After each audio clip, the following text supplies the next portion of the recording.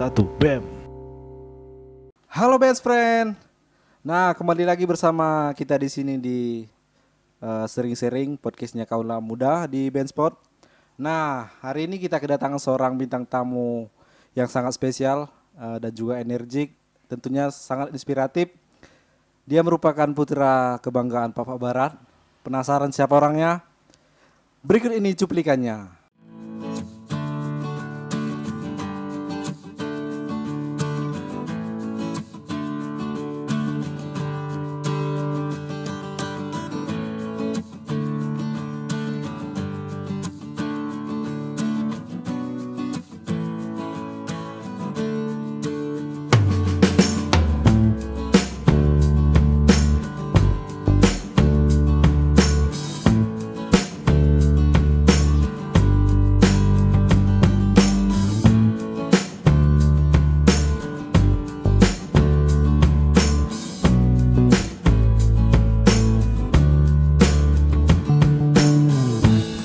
Halo Bang, Halo. apa kabar Bang?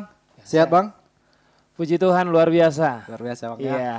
Nah kita, aku berterima kasih kali lagi Bang. Abang udah bisa menyempatkan waktunya datang di Bandspot ini Bang untuk ngobrol-ngobrol ini Bang.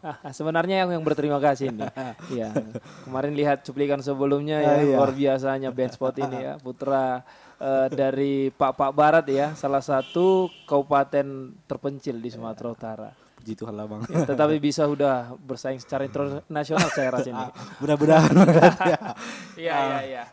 Kita ngobrol santai aja nih ya Bang. Oke, ya. siap. Jangan tegang-tegang kali Iya gitu ya, padahal aku udah merasa harus tegang ya. Nah ini Bang, kesibukan sekarang ini apa sih Bang? Kalau saat ini saya lagi sibuk meniti karir lah. Meniti karir ya. Asik kali. Sebagai abdi negara katanya. Abdi negara. Wih, abdi negara ya. Dan saya bersyukur untuk itu sebenarnya. Iya. Abang di ASN ya berarti ya? Udah masuk Iya, ASN-nya? ASN. Di mana itu Bang? Penerimaan 2019 di saat ini di kantor PUTR. Iya, Oke. PUTR Kabupaten Pak Barat. Oke. Iya. Nah ini Bang, kita udah punya beberapa pertanyaan ini Bang Iya. dari tim kreatif ini. Apakah di ini Bandspot. pertanyaan-pertanyaan yang sangat menjebak ini? Nggak, Deg-degan Bang. ini kayaknya. Ini pertanyaan santai kali ini Bang. Iya, Pertanyaan simple aja. Siap. Nah ini kita cerita nih Bang, adakah yang mungkin profil singkat Abang mengenai entah bidang pendidikan Abang mulai kecil gitu, bisa nggak diceritakan Bang? Iya ya. Oke. Kalau saya itu sebelum menjadi saat ini, dulu saya pernah sekolah SD. Iyalah. Oh iya.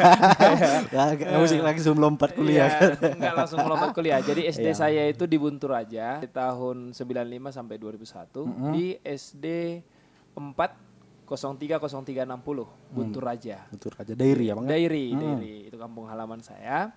Selanjutnya saya melanjutkan sekolah 2001 sampai 2004.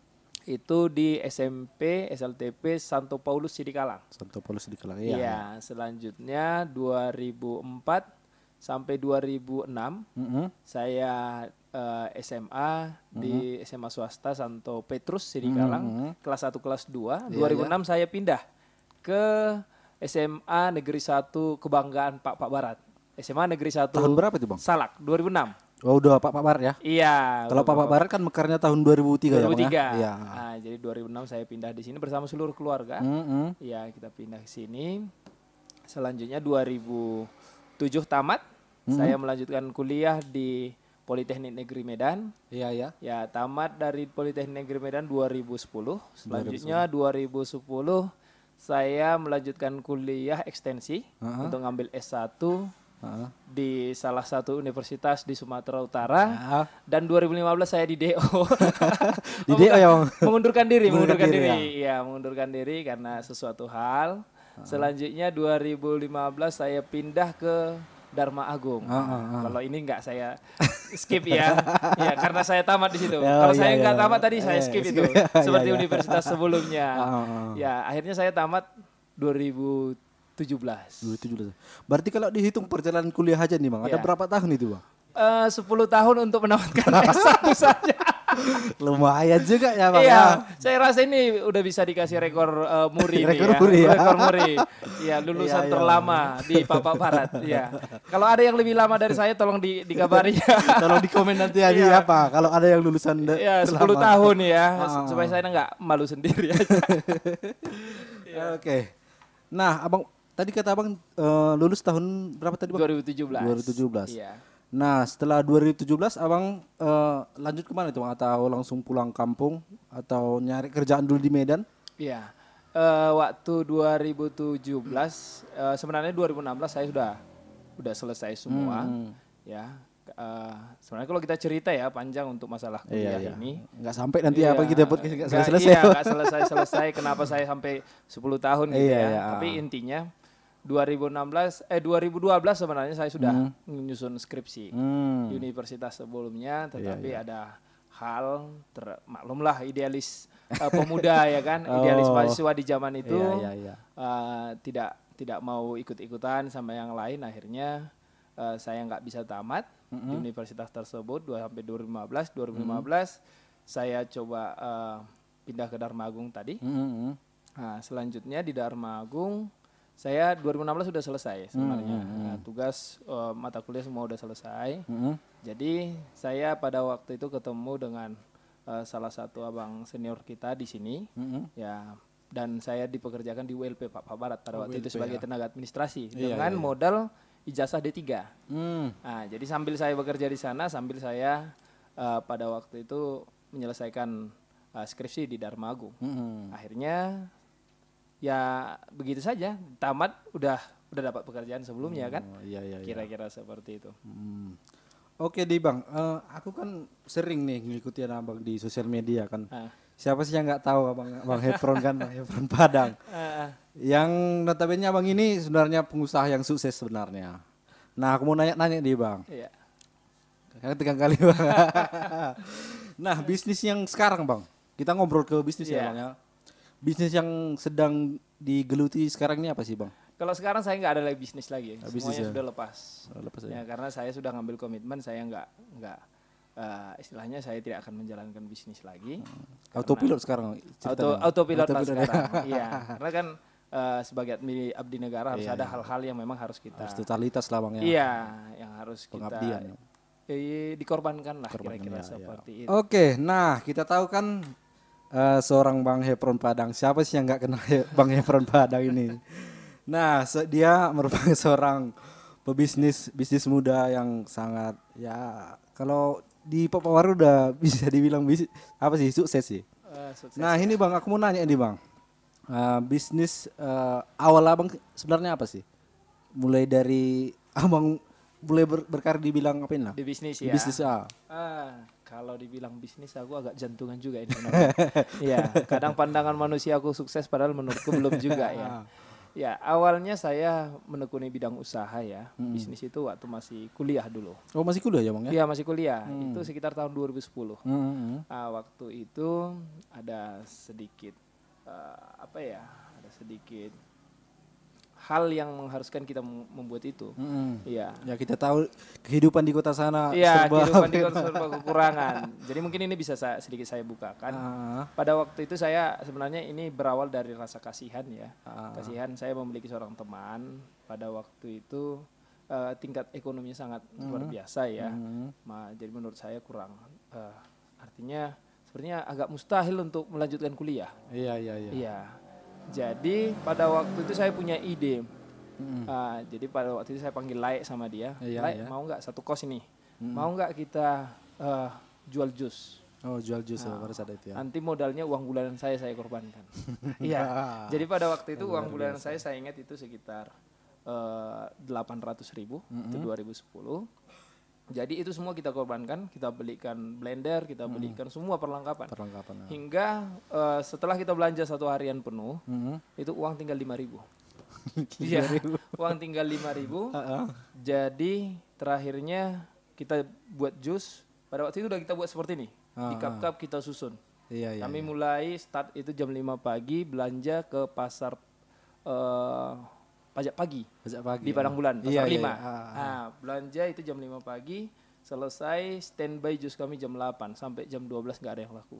Hmm. Nggak ada yang laku. Akhirnya apa? Emang di mana tempat jualan bang? Di Kampung Susuk 5. Dulu saya punya ngekos di sana kami. Iya iya. Jadi dengan pengalaman jualan yang nggak ada apa segala macam, rasa malu itu semua kita buang jauh-jauh. Iya. Jam 12 kami kelaparan, uang tinggal 5.000. Iya. Akhirnya kayak mana? Akhirnya karena ini jus nggak laku. Iya. Akhirnya kami coba minum jus biar nggak lapar. Iya. Jadi jus yang kami buat pada waktu itu saya ingat betul ada jus pokat, kueni sama terong Belanda. Iya. Iya, kueninya pokatnya sudah mulai basi. Ya, akhirnya seperti apa? Kami minum itu. Kami ketepatan kami anak pelayanan pada waktu itu. Saya rasa kalau dia nonton pada waktu ini pasti dia merinding ini. Bernostalgia lah. Bernostalgia, iya. Kalau bisa saya sebut namanya Renal Hutagalung, dia orang Tarutung. Oke. Ya, bagi yang namanya yang dibilang Bang Hepron. Iya, jadi setelah itu akhirnya daripada jus nggak laku nih, ya kan, uang sudah habis. Iya. Untuk beli alat apa segala macam, kami antarlah dari kos ke kos. Akhirnya door to door itu ya? Door to door, iya kita antar door to door. Akhirnya karena kawan-kawan pada kasihan lihat kami dibeli. Akhirnya kami punya uang untuk makan hari itu. Nah, akhirnya itu kita lakukan hampir selama 3 bulan. 3 bulan. Kita kerjasama dengan pada waktu itu kan sekitar bulan 9 sudah mulai aksi dana di kampus-kampus. Jadi kami jual 1 cup itu 3.000 sama panitia, mereka jual 5.000 ke apanya. Jadi untung tipis-tipisnya. Iya. Jadi kami akhirnya bulan 12 selesai masa bulan 1 itu kos sudah mau direhab. Akhirnya kami berhenti. Iya, kami berhenti. Selanjutnya kami bisnis jual apa lagi setelah itu? Jual terong Belanda, ketepatan orang tua dari teman saya tadi, dia semacam tengkulak terong Belanda di Tarutung. Di Tarutung ya? Iya, agennya. Jadi kami beli dari Tarutung itu harga pada waktu itu saya ingat sekali itu sekitar 6.000. Kami jual eceran bisa sampai 10.000, 11.000 di Medan. Nah, awalnya kami jual per minggu itu bisa sampai 100 kilo, 200 kilo sampai akhirnya dia bisa melanjutkan kuliahnya dan tamat. Tamat dari sana. Dari kalau nggak salah itu dari peternakan USU. USU ya? Dia tamat 2008. Nah, itu awalnya. Setelah itu aku sudah mulai terpacu nih jiwa adrenalin berusaha ini. Iya. Nah, setelah itu saya coba kami pernah juga di 2011 dengan adik-adikan juga kita coba membuat proposal untuk wirausaha di USU. Masih di Medan dia Bang ya? Iya, masih di Medan. Nah, jadi kami dapat itu sekitar 40 juta pada waktu itu untuk pembibitan jamur tiram, budidaya jamur tiram. Iya. Nah, itu pernah kita lakukan. Kita berjalan sekitar 6 bulan. Modal sudah besar, kita buat tempat apa segala macam. Panennya luar biasa bagus. Jualannya kami nggak tahu kemana. Menjualnya nggak tahu. Akhirnya kami makan sendiri. Ya paling kami jualnya pada waktu itu sekitar 10 kilo aja dengan modal yang begitu besar. Tapi untung nggak modal kami sendiri. Iya. Ya, habis itu sekitar 2013 saya coba bisnis parfum ya. Iya, saya pernah jual parfum itu beli 1 literan. Ya, selanjutnya kita buat perbotolan. Iya. Hasilnya lumayan. Pada waktu itu saya sempat sombong. Yes. Iya. Berarti ini buka outlet gitu ya Bang ya? Enggak, saya atau sistemnya semacam agen. Agen ya. Jadi saya buat beli literan itu ya. Nah, saya beli literan, saya buat di botol-botol. Nah, saya kan orangnya sosial nih. Nah, punya teman di sini, punya teman di sini ya. Semuanya saya rekrut. Mau nggak jual parfumku? Nah, jadi kalau contohnya nih modal parfum nih 30. Udah, biasanya pasaran orang itu jual 60. Nah, saya jual 50. Pokoknya kamu jual 50. Kalau laku 1 parfum, samamu 5.000. Nggak laku balik sama aku. Jadi kamu nggak ada ruginya. Kira-kira seperti itu. Pada waktu itu agen saya hampir 12 orang. Wow. Iya. Jadi 1 orang itu bisa menjual paling tidak ya minimal 1 lah. Iya. Minimal itu ya Bang. Minimal 1. Pastinya bisa aja 10 gitu. Jadi tiap malam saya ngisi parfum. Selanjutnya saya antar pagi yang nggak laku dari sini saya oper ke sini gitu-gitu. Nah, Nah, kalau situ lumayan lah seorang anak kuliah dengan omset 10 juta. Sebulan. Wow, luar biasa. Jadi pada waktu itu saya juga udah sempat agak sombong ya. Apalagi pada waktu itu kuliah kan sudah mulai malas nih. Iya, Itu iya. aja yang mau dikerjakan udah mulai jenuh kan. Kayak kuliah hanya formalitas saja ya Bang ya? Iya. Akhirnya setelah itu saya dipertemukan dengan bisnis baru. Beternak ayam kampung. Saya lihat ada kawan beternak ayam kampung, saya lihat luar biasa ini. Luar biasa. Sepertinya lebih cepat uangnya, Iya, nggak iya. capek harus dari padang bulan ke pancing, ke sini kan biasanya seperti itu. Ada beberapa universitas saya pegang untuk jual parfum tadi. Ya udah saya coba hitung-hitung modal Karena memang kita ini pebisnis ini Bang, iya. hanya pikiran kita ini cuan dan cuan ya, cuan terus. Akhirnya saya coba kerjasama dulu. Kita buat di Tanjung Anom. Tanjung Anom ya. Kita belum pernah beternak ayam. Selanjutnya tiba-tiba pesan bibit 800 ekor. 800 ekor ya Bang maksudnya. 800 ekor. Siapkan. Berarti kandangnya udah siap dulu atau Kandangnya kita tukangi dengan uang dari penjualan parfum tadi ya. Kandangnya aja ku hitung pada waktu itu hampir 20 juta juga. Wow. Gaji 2 bulan. Iya, di masa itu. Selanjutnya kita masukkan ayamnya, kita masukkan, jadi pakannya kita ukur ini ya paling tidak nanti bisa berjalan lah gitu. Nah, untuk pakan 1 bulan kita siapkan. Nah, nanti sesuai berjalannya waktu, nanti kita tambah sedikit-sedikit. Nah, kira-kira seperti itu pemikirannya pada waktu itu. Selanjutnya setelah berjalan satu bulan ini ayam, dia makin besar, pakannya semakin banyak kan. Nah, uang habis, parfum modalnya nggak ada lagi. Jadi udah berhenti secara otomatis. Akhirnya gimana? Ayamku nggak makan lagi. Iya, terakhirnya daripada ayamku bermatian, aku akhirnya jadi memulung. Iya, memulung sisa-sisa sayur di pajak pagi, pajak induk di Lauci. Mungkin di tahun-tahun 2014. Kalau ada yang memulung di Lauci itu datang jam 4 pagi sampai jam 6 pagi, ada kalian lihat itu aku. Selama 2 bulan. Iya, selama 2 bulan. Tiap hari. Kenapa? Uang tidak ada lagi untuk beli operasional makan. apa tadi? Iya. Jadi aku kasih terus sisa-sisa, hampir 2 goni besar, sisa-sisa sayur. Iya. Gimana dengan ayamku tadi? Bermatian. Karena memang nggak sesuai ya Bang. Iya, itu pernah aku jalani.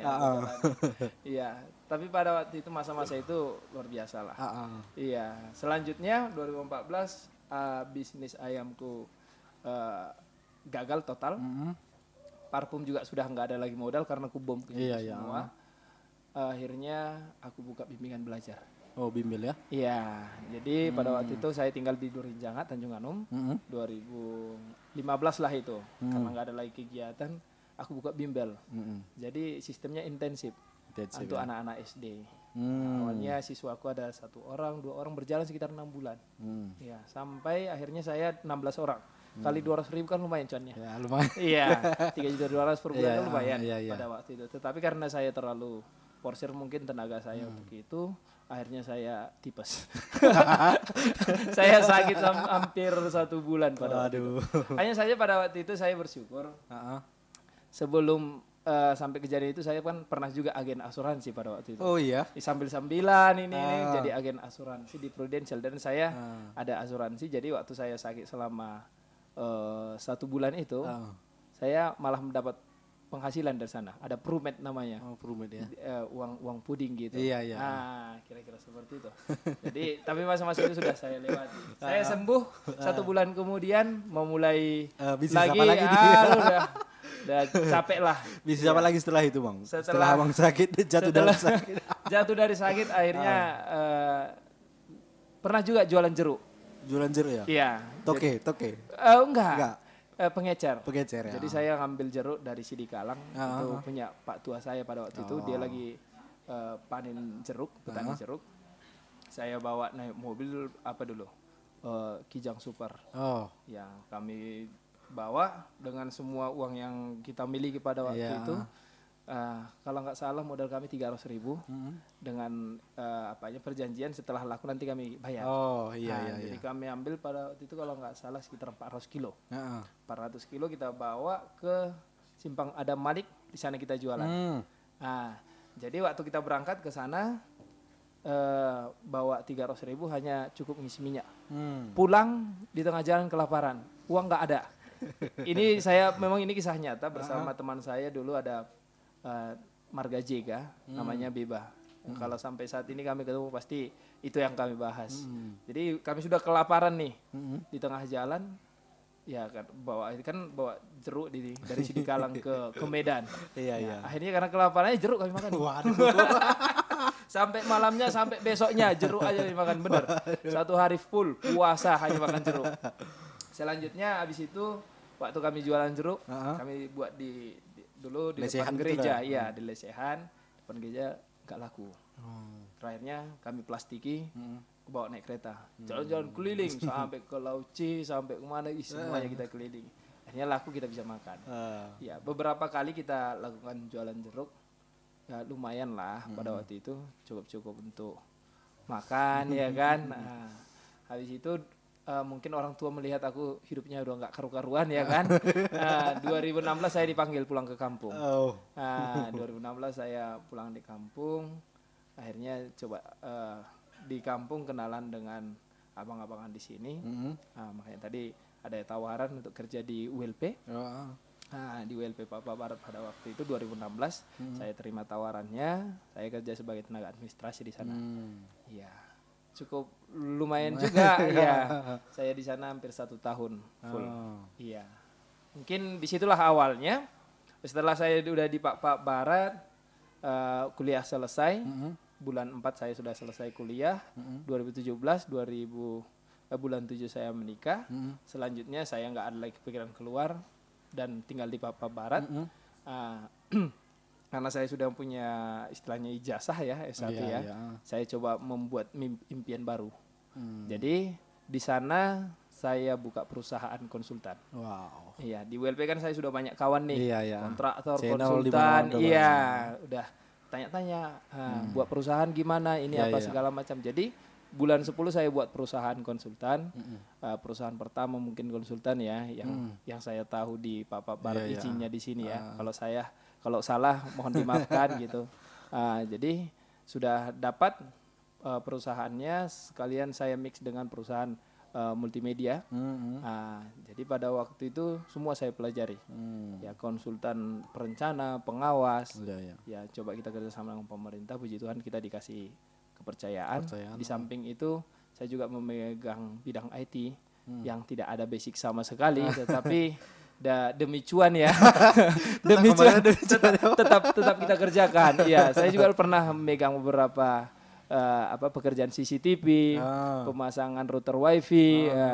Bahkan sebenarnya pengertian router ini pun saya nggak mengerti apa ini sebenarnya. Penting prakteknya tahu ya Bang. Yang penting prakteknya tahu. Taunya dari YouTube aja. Iya. Izinnya sudah saya kerjakan kian kan. Akhirnya lumayan. Jadi saya menjalankan itu selama mulai 2017 sampai 2019. Tetapi ada di samping itu saya juga pada waktu itu bekerja di pendamping desa. Pendamping desa. Ya, saya lihat pelamarannya dari website Kementerian Desa. Jadi saya ujian di 2017 sampai akhirnya saya berhenti 2019 karena penerimaan PNS. Iya, jadi di samping perusahaan ini saya juga coba merintis beberapa usaha. Yang hingga pada saat ini yang bertahan itu ada Hero Cafe ya. Ada Hero Farm juga, penjualan pakan ternak. Selanjutnya saya juga karena hobi beternak ya, saya masih ada juga peternakan kita di Tanjung di Durinjanga, di Pancur Batu Tuntungan. Iya, ya nggak banyak lah, iya yang pasti kita syukurilah. Syukur ya Bang. Kira-kira seperti itulah untuk perjalanan usaha yang pernah saya lakukan. Nah ini aku yang paling apa sih Bang, yang kayak Abang bilang tadi yang tetap eksis di sekarang ya. Hero Cafe. Nah kalau ditengok dari apanya sih Bang, konsepnya milenial gitu ya Bang ya. Nah motivasi Abang bikin tempat gitu apa sih Bang? Kalau motivasi ya, awalnya seperti ini. Saya kan orangnya hobi hiburan dan saya rasa bukan hanya saya, pasti semua manusia pasti butuh hiburan. Itu yang pertama. Selanjutnya saya juga memiliki hobi tarik suara ya. Ya menyanyi walaupun hanya sekedar hobi ya kan. Kalau ngomong aja fals pun ya kan. Selanjutnya kalau saya pergi ke daerah-daerah yang lain, kampung-kampung tetangga ya, kabupaten yang lain, mereka sudah ada itu tempat karaoke apa, artinya mereka punya panggung tersendiri untuk masyarakatnya, untuk untuk bernyanyi, untuk mengembangkan jiwa seninya. Mereka punya panggung. Jadi saya berpikir Pak Barat kapan punya panggung? Iya. Kalau kita lihat daerah yang lain mungkin audisi untuk lomba menyanyi apa segala macam, itu kan dari daerah-daerah Sumatera Utara saya rasa tinggal Pak Barat yang belum punya peserta ke sana. Iya kan? Nah, kalau Karo sudah ada Liodra. Iya kan?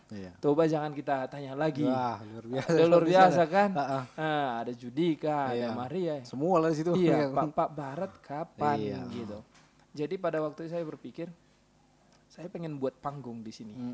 Ya. Mungkin banyak orang yang pastinya jauh lebih banyak orang yang lebih mampu daripada saya. Tetapi sampai pada saat itu 2019 panggung itu belum ada. Mungkin mereka punya tujuan yang lain dalam hidup mereka. Jadi akhirnya dengan bersusah payah, dengan menabung, dengan sebagian dari apa yang saya dapatkan, ya saya beli perlahan-lahan, saya beli speaker, saya beli ini segala macam. Selanjutnya setelah itu terpenuhi di rumah, awalnya saya panggil ini teman-teman yang mau nyanyi di rumah, yuk buat kelompok-kelompok gitu. Tetapi kan kalau di rumah pribadi kan ada juga rasa segan bagi teman-teman. Privasi tersendiri. Selanjutnya lingkungan juga banyak komplain kan gitu. Saya lihat ada Dekranasda Pak Barat yang sudah saya rasa hampir 5 tahun tidak digunakan.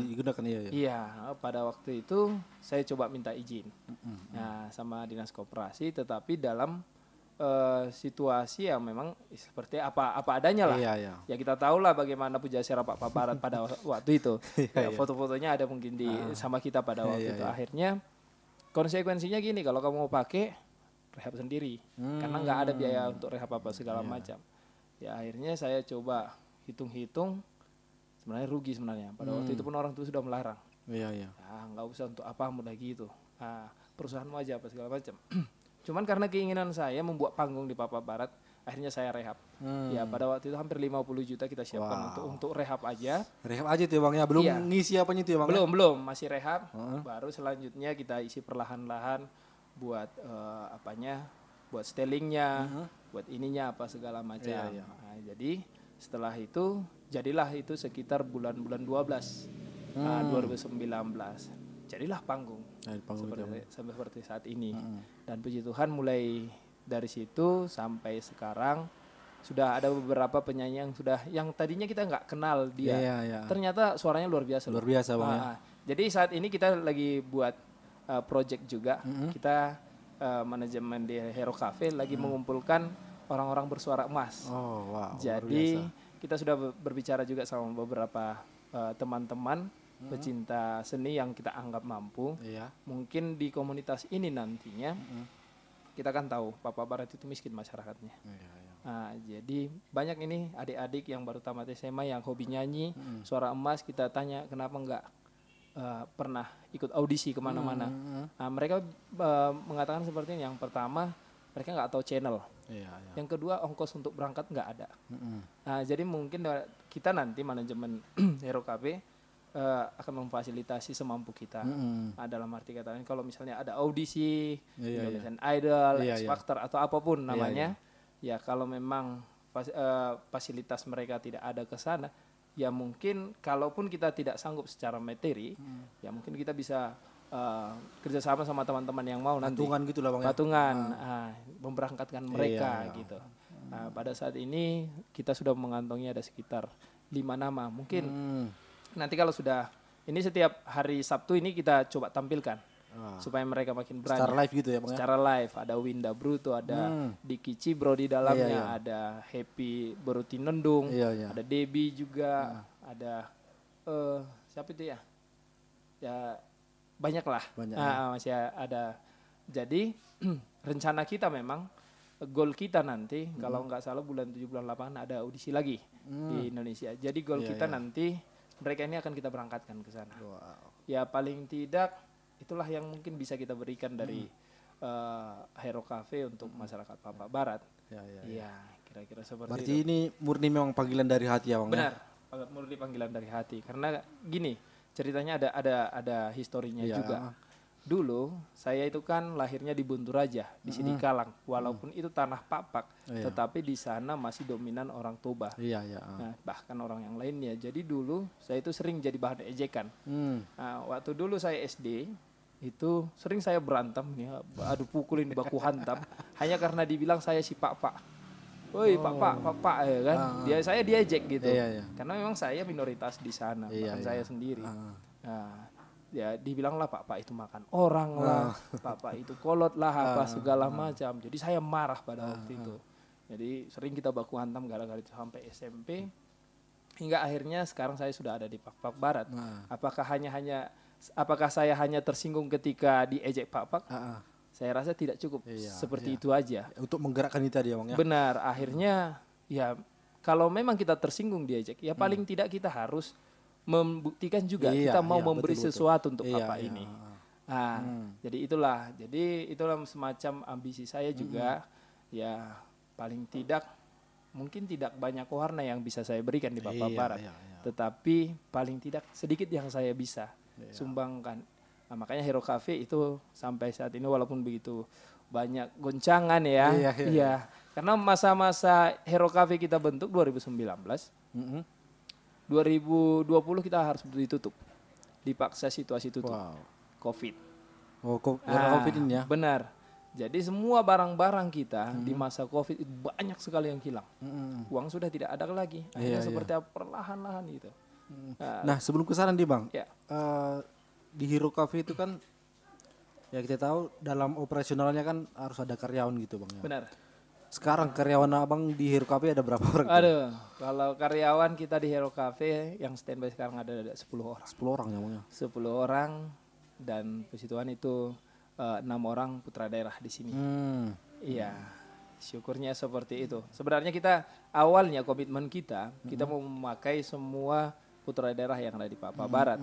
Tetapi apa mau dikata, itulah yang dapat. Mungkin kita sama-sama tahu lah. Kira-kira seperti itu. Berarti ada sekitar 10 orang tadi ya Bang bilangnya? 10 orang. Nah ini Bang, kita kan dihadapkan dengan pandemi sekarang ya. Nah gimana caranya Hero Cafe itu biar tetap survive dengan tidak mengurangi karyawan yang ada di situ Bang? Waktu masa pandemi kemarin, artinya semua kita pasti kesulitan ya. Ya mungkin kita juga mengamini begitu banyak rezeki yang sudah kita terima di tahun mulai 2017 sampai 2018. Mungkin pada saat itu ada sedikit-sedikit tabungan lah. Nah, selanjutnya masa pandemi, tabungan itu akhirnya perlahan-lahan menipis ya. Nah, setelah itu juga setelah baru kita buka lagi Hero Cafe, itu sekitar bulan berapa ya? Bulan 8 2018 kita memulai lagi beli perlengkapan, piring yang hilang kita ganti apa segala macam. Tabungan ini udah betul-betul udah mau kosong lah habis. Penjualan tidak seberapa. Kita ajak briefing semua. Anggota kita ajak briefing pada waktu itu. Yang 10 orang kita ajak diskusi. Kafe kita begitu sunyi, sulit keuangan. Mungkin kita akan tutup. Kita tidak sanggup lagi, gitu. Keuangan juga rekening sudah nggak ada lagi, ludes semuanya. Gimana teman-teman? Pada waktu itu kita semua diam, ya. Pada waktu itu semua diam. Dan saya juga mau mengatakan mereka berhenti untuk di PHP, nggak tega. Cuman saya hanya bilang kita sudah tidak sanggup lagi. Tolong dipikirkan. Besok kita lanjut lagi briefing. Jadi pada waktu itu memang suasana mencekam. Ya akhirnya mereka diam, tidak mau bilang apa. Akhirnya besoknya kita briefing lagi gimana. Mereka mengatakan seperti ini, yang membuat saya sampai saat ini sama merinding nih. Mereka mengatakan seperti ini, yang penting kami bisa makan di sini nggak apa-apa. Ya, yang enaknya sudah pernah kita rasakan, Iya, iya. yang susahnya kita rasakan sama-sama. Ya. Ya udah, tetap kita kerjakan itu Hero Cafe di bulan 8, bulan 9 sampai bulan 10 mulai lagi terjadi peningkatan karena itu masa-masa politik ya. Iya, iya. Ya, akhirnya yang kita sangka mereka tidak akan gajian bulan 8, bulan 9, di bulan 10 gaji 3 bulan mereka perlahan-lahan bisa kita lunasi. Sampai bulan 12 akhirnya semuanya mereka sudah dapat gaji, kita masih bisa berikan THR. THR ya. Sampai bulan 12. Biasa. Iya. Ya, puji Tuhan pada waktu itu di masa-masa pilkada kita memiliki banyak pemasukan pada waktu itu ya. Karena mungkin perekonomian masyarakat Papua Barat pada saat itu agak sedikit terbantu. Iya, iya dengan masa-masa itu. Jadi banyak penjualan kita pada saat itu. Jadi akhirnya sampai sekarang ya puji Tuhan mungkin di samping kerja keras kita, doa-doa mereka juga didengarkan Tuhan. Luar biasa. Iya. Nah, gini Bang. Iya. Di Hero Cafe ini kan mungkin ini salah satu produk Iya. di Hero Cafe ya.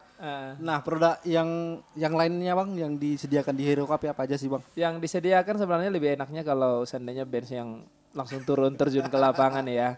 Karena satu persatu saya nggak bisa lagi sebutkan ya. Pokoknya produk Makanan dan minuman. Sekalian juga disuguhkan dengan musik-musik live ya Bang ya? Iya live. Itu memang jadi tujuan utama kita di sana untuk menjadikan panggung di Papua Barat ini. Jadi untuk produk kita di sana yang pertama makanan-makanan siap saji ada ya. Untuk snack-snack seperti ayam penyet, bakso, mie goreng, banyaklah untuk dimsum seperti itu ya, untuk jajan-jajanan itu semuanya sudah kita sediakan untuk makan minuman lah. Mungkin ini bisa kita apa namanya istilahnya tukaran gitu ya, apa istilahnya? Barter. Iya barter ya. Habis dari sini mungkin Ben harus ke sana ini. Bisa Bang. Ya, Bisa. nanti saya undang secara pribadi lah untuk menikmati mencicipi semua makanan yang ada di Hero Cafe. Bisa. Nah, apakah gini Bang, kita tahu kan mungkin Abang juga entah sama pikirannya kan. Ya. Kita kan punya produk UMKM di situ Bang. Iya. Apakah memang Hero Cafe menerima untuk dipajangkan juga di situ Bang, produk UMKM Papua Barat? Kita beberapa bulan terakhir ini kita selalu welcome gitu ya Bang, welcome. Iya, selalu. sangat welcome. Nah, beberapa kali memang kita ngajak kerjasama sama mereka seperti Kininduma, ada lagi kerupuk talas itu ya. Nah, produk sukat dari sukat ya, keripik sukat ya. Iya. Baru teh gambir ya. Produk itu selalu kita standby-kan di sana. Karena memang kita cinta dengan produk Papua Barat. Hanya saja untuk penjualan di Papua Barat ini sepertinya orang luar lebih tertarik untuk memakan produk Papua Barat. Itu kenapa? Masih pertanyaan memang itu Bang. Mungkin semua daerah seperti itu ya. Daerah ya Bang. Ya kita kurang tahu lah. Apalagi di masa pandemi ya Bang. Harus survive Bang. Misalnya kan ketika kita punya produk ya harus branding dari kita sendiri sih Bang. Iya. Iya kan? Iya. Jadi yang pasti itu tetap kita welcome ya untuk produk-produk Papua Barat apapun yang mereka yang datang, kita berusaha memang selalu membuat semacam apa ya, etalase buat mereka. Ya, artinya kita cinta juga, kita pengen juga produk-produk UMKM di Papua Barat ini bisa berkembang juga. Iya, betul. Kita sebagai pelaku-pelaku UMKM ya harus saling mensupport lah. Support, dukung ya Bang ya. Mendukung untuk itu.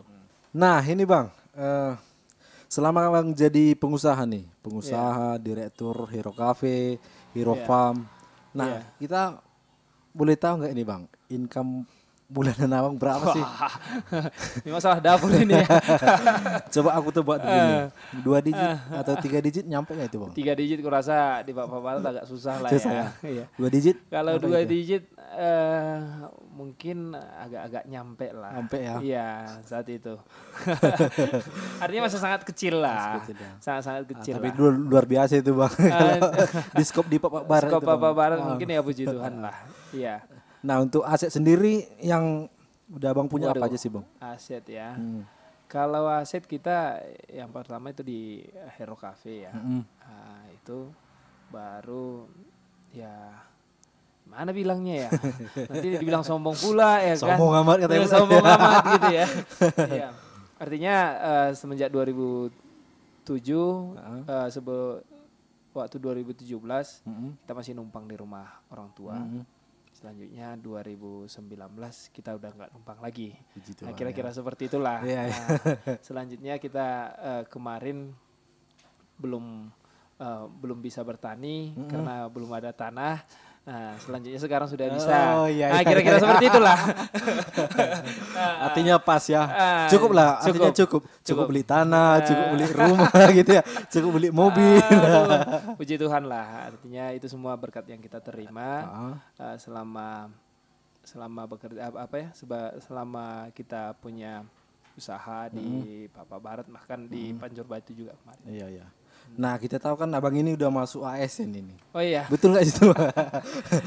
Iya, puji Tuhan memang udah masuk ASN ya. Nah, pertanyaan nih bang, kalau udah masuk ASN kan pastinya gajinya lebih dari usaha nih bang, untuk usaha nih bang. Itu gimana kira-kira bang? Sebenarnya untuk masuk ASN ini ya seperti artinya kalau bisa jujur di sini ya, bukan mau mencitkan nyali teman-teman ya. Ini sebenarnya perdebatan yang sungguh luar biasa di tengah-tengah keluarga pada waktu itu. Hampir kita berdebat selama 2 tahun dengan orang tua bahwa memang di awal kita berpikir seperti ini, jiwa muda kita kan, apalagi kita sudah biasa kreatif, udah biasa megang uang, udah biasa faktir sendiri. Iya, udah biasa berbicara dengan cuan ya. Nah, karena kita udah tahu orang tua saya kan ASN abadi nih. Dalam arti kata lain dari saya lahir kedua orang tua sudah ASN ya. dan sudah tahu bahkan posisi-posisi mereka juga udah menjabat. Udah tahu kira-kira berapa income-nya. Akhirnya saya berpikir sebenarnya ini merupakan suatu tantangan besar bagi saya, bagi ego saya secara pribadi. Karena saya sangat tahu persis nanti resiko yang akan saya ambil, terutama di bidang materi. Dan selama 2 tahun orang tua selalu mendukung. Nah, menjadi ASN lah. Artinya prestisnya secara sosial memang sangat luar biasa. Tetapi dalam pikiran saya itu pasti nanti cuan saya pasti jauh berkurang. Dan ternyata setelah masuk ASN, benar. Iya, benar apa ini bang? Benar memang income-nya lebih besar dari... Benar-benar yang saya takutkan itu terjadi. Iya, benar-benar yang saya takutkan itu terjadi. Ya, kalau kita tadi berbicara income ya, artinya ya tinggal 10 lagi lah. Iya. Berarti dari udah masuk ASN itu bisnisnya gimana? Masih survive atau udah pilot gitu? Iya, artinya seperti ini. Secara peraturan kan ASN untuk sebagai pengelola untuk usahanya, sebagai pelaku usaha itu sebenarnya tidak diizinkan ya. Akhirnya itu yang membuat tadinya perusahaan saya CV Hero IT akhirnya sekarang sudah berhenti.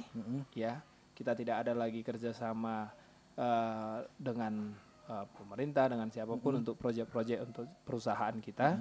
Itu sudah berhenti. Baru untuk usaha-usaha itu saya sudah lepas tangan, udah autopilot. Manajemen yang sudah saya bentuk mereka sudah menjalankan sendiri. Jadi mungkin itulah menjadi tantangan terberat bagi saya awal-awal saya masuk ASN ini.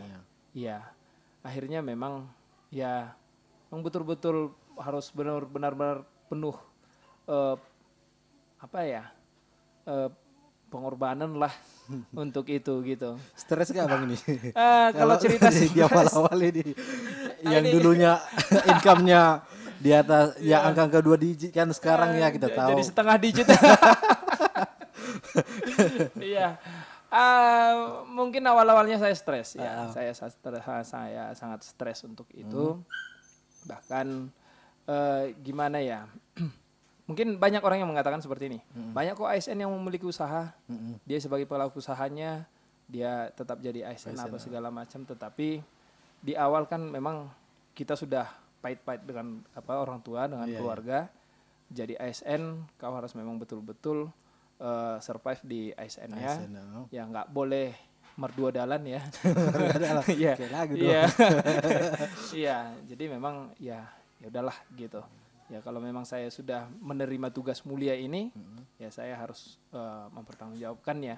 Karena memang kalau saya agama Kristen ya, untuk agama Kristen itu dimanapun kamu berada itu harus menjadi mimbarmu. Iya, iya, Jadi mimbar ASN ini saya tidak mau mengotorinya dengan kegiatan-kegiatan yang lain di luar, yang akhirnya nanti membuat saya tidak fokus di sini. Iya. Ya kalau kita berbicara masalah income apa segala macam, saya rasa Tuhan sudah memberikan cukup banyak.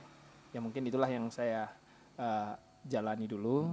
Selanjutnya saya welcome to kehidupan yang sederhana. Jadi abdi sebagai pelayan masyarakat, seperti itu. Ya kalau memang Tuhan sudah mengizinkan di sini ya saya ya harus menerima itu dengan baik lah. Artinya tetap disyukuri aja ya Bang. Tetap disyukuri walaupun hati kecil egonya sampai saat ini belum terima ya. Ya, kalau seandainya orang tua saya mengizinkan ini keluar dari ASN, saya rasa saya akan sangat bergembira. Yes. Tapi saya rasa itu mustahil. Ya, bagi orang tua saya. Karena kita tahu Bang Hepron ini kan jiwanya memang anak muda kali nih, anak milenial. Ya karena masih muda lah. Nah, bisa diceritakan Bang riwayat organisasi Abang yang pernah Abang ikuti dan yang masih aktif gitu Bang? Oke. Kalau yang pertama ya, waktu memulai organisasi, saya itu pertama sekali mendapatkan jabatan sebagai ketua, itu waktu SD ketua kelas. Jadi ini merupakan suatu stimulus dari orang tua. Ya, saya ingat betul itu. Ini dukungan dari orang tua. Jadi kalau saya pulang sekolah itu ditanya, nah, apa jabatanmu di sekolah, di kelas? Ya nggak ada ya kan. Ya kalau ada pemilihan harus jadi ketua, itu selalu saya ingat. Jadi kalau misalnya ada pemilihan, mungkin terlalu narsis ya, iya terlalu pede mungkin. Kalau ada pemilihan, biasanya kan waktu SD itu kan diunjuk-unjuk. Iya. Siapa ketua? Komo kan gitu kan. Kalau ini saya enggak, berbeda. Karena saya mau menunjukkan sama orang tua juga. Nah, siapa yang mau jadi ketua? Saya Bu. Langsung apa? Ya, langsung ya. Walaupun sebenarnya akhirnya saya tahu bahwa ketua itu adalah bisa dikatakan babu organisasi. Iya. Iya, kenapa? Kalau papan tulis kotor nih, yang hapus siapa? Ketua. Ketua yang hapus. Siapa yang ribut, yang dihukum siapa? Ketua. Jadi bisa katakan babu organisasi lah. Jadi siapa yang mau jadi babu, jadilah ketua. Ya, berawal dari situ, akhirnya di mana-mana itu terbiasa.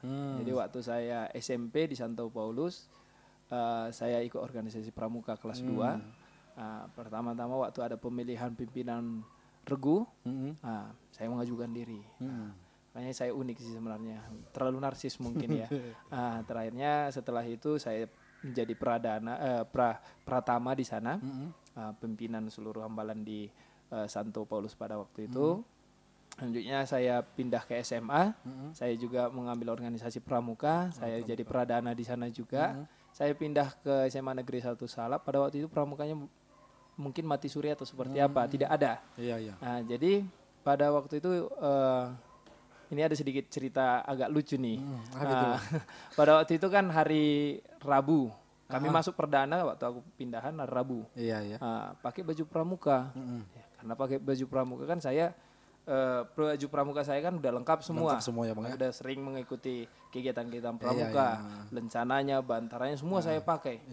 Ternyata baju pramuka yang dimaksud adalah ya polos. Polos gitu ya. Saya pakai baju seolah-olah saya mau berangkat jambur ini. Iya pada waktu itu. Jadi awalnya sih ketika saya sana saya lihat nggak ada. Ya agak malu mau pulang sudah gimana gitu ya. Tapi ya udahlah gitu. Terakhirnya ternyata jadi lirikan bagi guru-guru di sana. Ya. Pada waktu itu saya ingat betul Pak ATS, Pak Simamora, guru matematika saya, jumpai saya. Kamu pernah ikut kegiatan pramuka? Pernah Pak. Mau nggak bantu Bapak di sini buat pramuka? Oh mau Pak. Akhirnya kami bentuklah pramuka lagi di SMA Negeri 1 Salep pada waktu itu. Pada waktu itu saya bentuk anggotanya itu kelas 1, kelas 2, saya kelas 3. Yang kelas 3 nggak ada yang mau kan, masa pelatihnya satu kelasku kan kira-kira seperti itu. Akhirnya setelah itu Saya ingat betul di situ ada Rudi Ginting, ya itu anggota-anggota pertama saya. Ada Soma juga, ada banyaklah Putra. Jadi pada waktu itu kita coba membangun pramuka di sini dan cukup berhasil pada waktu itu. Kita pernah diundang juga untuk Loka Binasti di Sibolangit. Nah pada waktu itu acaranya 1 minggu sebelum saya UN. Orang tua sudah melarang, tetapi jiwa bandel itu tadi ya, akhirnya kami melarikan diri. Waduh. Ya, kami melarikan diri, pulang dari sana, seminggu lagi langsung UN. Ya, orang tua udah jantungan, ini lulus apa enggak ini? Iya. Ya puji Tuhan lulus juga. Jadi, tamat SMA, organisasi pramuka. Oh iya, saya juga pernah ikut OSIS juga di Santo Petrus, saya wakil ketua OSIS di sana. Baru kuliah, saya juga karena sudah terbiasa berorganisasi, saya ikut HMPS dulu di Polmed, Himpunan Mahasiswa Program Studi Teknik Sipil. Ya, saya dipercaya karena mungkin saya nampak culun pada waktu itu. Saya dipercaya sebagai bidang kerohanian. Ya. Saya bidang kerohanian. Selanjutnya saya ikut organisasi KMK di Kampung Susuk, namanya KMKS. Ya, itu 2009 sampai sekarang saya masih alumni KMKS. Ya, masih ikut dalam Ikalum KMKS. Jadi di sana sampai tamat kuliah saya aktif di organisasi gereja juga. Ya, mungkin seperti itulah sampai tamat kuliah. Saat ini kita sedang berjalan di Pak Barat organisasi ada yang namanya ISEPANA. Ya, Ikatan Seniman Pak Simsimnai. Ya, pada saat ini lagi mati suri ya, ya karena musim COVID juga. Pada waktu itu kita nggak bisa bertemu. Selanjutnya musim pilkada yang cukup hangat ya. Pada menguras saat energi menguras energi akhirnya dengan penuh pertimbangan sementara kita tidurkan dulu. Break dulu. Selanjutnya juga kita dipercaya pada saat ini sebagai ketua KNPI versi Samsir Pohan, Abang Samsir Pohan di Sumatera Utara, ada Bang Bung Haris Pratama di pusat ya. Hanya saja untuk saat ini KNPI masih dualisme, hanya kita masih bendera masih kita simpan dengan rapi ya. Ya. Dan di saat ini yang sedang aktif berjalan itu ada namanya KPPK. Komunitas Pemuda Pak Kreatif. Ya 2 bulan kemarin bulan 3 kita ada proyek menanam bawang bersama. Program apa itu Bang? Food estate ya kalau nggak salah. Belum, ini belum ya. Ini mungkin persiapan kita lah. Nah, kita mau menunjukkan juga sama orang abang ini udah curi start dulu bersama teman-teman. Ya saya sangat bergairah ketika ada teman-teman yang semangat. Nah, jadi ini ada beberapa proyek juga yang kita siapkan dari KPPK ya Bang namanya. Iya. Untuk program organisasi ini ke depan apa aja itu Bang? Kalau program untuk KPPK ya, yang pertama program kita itu sebenarnya membuat pemuda Pak itu yang betul-betul kreatif. Nah, selanjutnya kita coba memberikan sugesti buat semua pemuda-pemuda untuk berwirausaha. Karena sangat miris rasanya ketika kita ketemu sama kawan-kawan, apa kegiatanmu? Semua bilang pengangguran, nggak ada uang apa segala. Padahal sebenarnya Pak Barat itu kaya. Iya. Bahkan saya sendiri juga ya, yang sudah mungkin sarjana, dikatakan sudah punya usaha apa segala macam. Ya kadang bertani pun kita asal kita punya semangat, kemauan, bisa kita lakukan gitu. Padahal teman-teman yang lain kenapa gengsi gitu? Kita nggak ada gengsi untuk itu. Jadi itu makanya kita coba beberapa proyek kita ya ke pertanian. Kita nanam bawang. Ini saat ini lagi on the way kita mau nanam jahe. Jadi kita mau menunjukkan pemuda pun bahkan sarjana sekalipun bertani itu bukan hal yang petani bukan hal yang remeh gitu. Iya, itu mau kita tunjukkan. Program-program ke depannya nanti kita akan coba beternak kambing juga. Ya. Itu apa yang benar-benar bisa kita kerjakan di Pak Barnya akan kita tetap kerjakan. Jadi nggak ada istilah pengangguran itu nggak ada. Iya betul Bang. Malas ada. Iya. Malas ini nggak ada obatnya ya kan Bang ya. Iya, benar. Jadi kalau dibilang aku miskin karena pengangguran itu bodoh. Tapi kalau karena malas tepat. Iya. Jadi kalau kamu miskin mungkin bisa diintrospeksi lah. Iya, kira-kira seperti itu. Oke nih Bang. Nih Bang, terakhir nih Bang, ada quotes atau kata-kata bentuk motivasi kepada pemuda-pemuda yang di Pak Bar ini yang mau disampaikan, ada nggak Bang? Oke. Kata motivasi sebenarnya saya malu mengatakannya karena saya pun masih sangat butuh banyak dimotivasi. Tapi ada satu hal yang ingin saya sampaikan dan yang selalu saya renungkan kalau saya sedang gagal. Setiap manusia itu pasti memiliki kuota kegagalan dalam hidupnya. Betul. Iya, jadi ketika teman-teman saat ini sedang gagal, ingatlah bahwa kau saat ini sedang berhasil mengurangi satu kota kegagalan. Iya. Ya, dan satu kota keberhasilan sedang bertambah di depan. Iya. Jadi kalau kau memiliki 100 kegagalan, habiskan dulu 100-nya. Maka nanti akan berhasil. Iya. Jadi kalau saya memang kan mungkin lebih besar kota kegagalannya. Ya kalau kita cerita tadi mungkin udah hampir 1000 ya. Ya mungkin masih banyak lagi yang mau harus saya selesaikan kegagalan-kegagalan yang ada ini. Yang pasti selesaikan aja lah. Gitu. Baru satu lagi.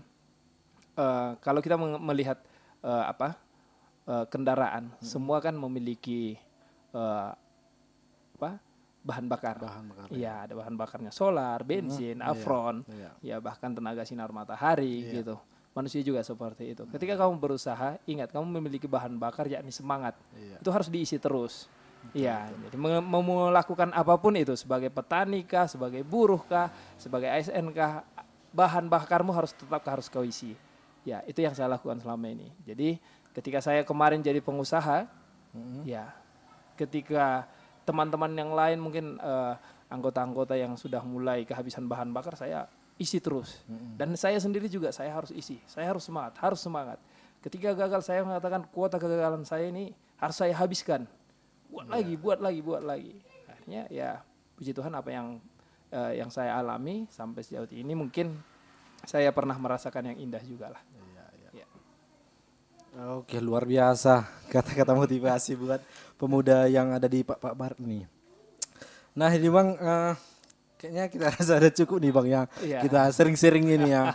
Mungkin kita di lain waktu mungkin lebih cerita panjang lebar lagi ya Bang ya. Oke, thank you ya Bang ya udah gabung di Bandsport ini. Oke teman-teman Bandsfriend, demikianlah podcast kita di Sering-Sharing, podcastnya Kaula Muda. Buat teman-teman semua jangan lupa like, comment, share dan subscribe channel ini biar berkembang. Karena ke depan kita akan ngundang orang-orang yang lebih inspiratif lagi di Bandsport ini. Oke, thank you.